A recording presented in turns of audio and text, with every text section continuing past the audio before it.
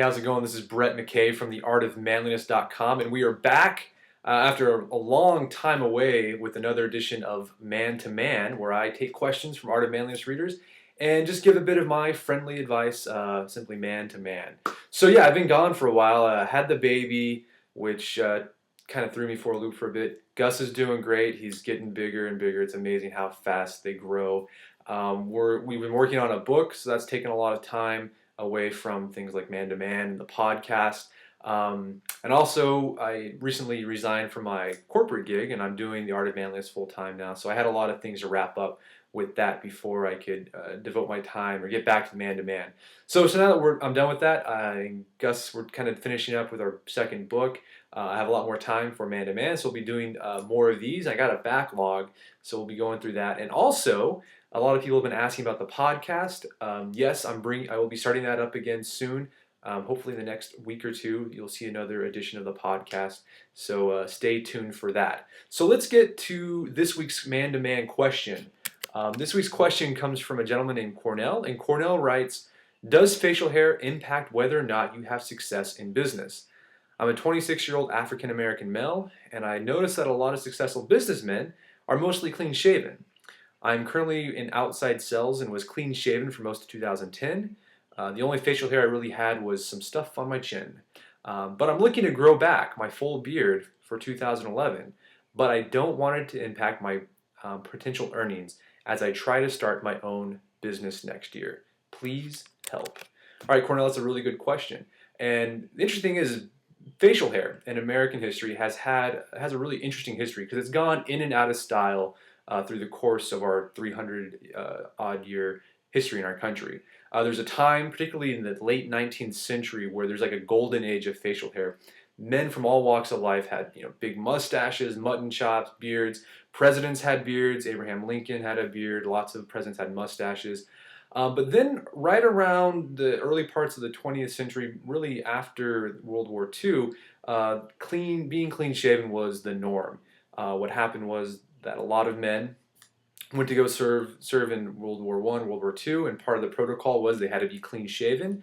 And when they came back, they continued with that habit of shaving every day and not having any facial hair.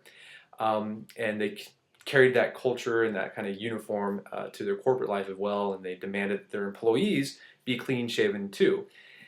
So yeah, facial hair went out of style then. And then in the 60s and 70s, the baby boomers started rebelling against their parents who were, all about being clean shaven and, having this really strict, very clean cut look. They started growing beards and mustaches as a way to signify their, being a counterculturalist or being against the man or whatever. And so beards kind of got this imbued with this meaning, with a lot of negativity that you don't trust a guy with a beard. He's a lazy hippie or whatever. And that's kind of stayed with us right up until about the late 90s and the early part of this century.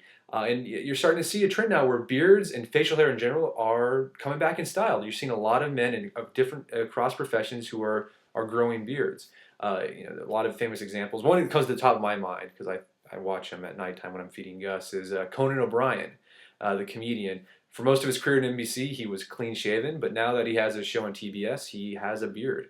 And I've seen other men in other professions, not just entertainment, have facial hair as well. So I don't think it does anymore. I think you need to be careful. You say you're in sales, so you want to look at your clientele. Maybe if they're a little more conservative, you might want to be a little weary. But for the most part, I think if you keep a well-groomed, well-trimmed beard or facial hair, I think you're fine. And you mentioned in your email that you plan on starting your own business. And if that's the case, I would definitely grow that beard out because it could become your trademark. It helps develop your brand or whatever you want to say. Because when you meet people, they remember you as the guy with the awesome beard. And just to show you an example of that in action, there's a guy by the name of Seth Godin. He's famous in marketing circles, and he's got this bald head. And when people in the marketing world see a bald head, the first thing they think is Seth Godin. So that could work for Cornell. You could grow your beard out, and whenever they see a black guy with a beard, they're going to think Cornell, the awesome guy with the awesome business, whatever you're doing. So that's my bit of advice, and I'm going to turn it over to you guys, the Art of Manliness readers. What do you guys think? Have you ever had a problem or issue with facial hair affecting your business life or your professional life? Please drop a comment below, and remember to keep them civil and uplifting and edifying. And if you have a question that you'd like to have answered on Man to Man, you can drop me an email at brett@artofmanliness.com or just use the contact form on the website. So that's it for this week. I'll see you next time with the Man to Man. This is Brett McKay signing off, and stay manly.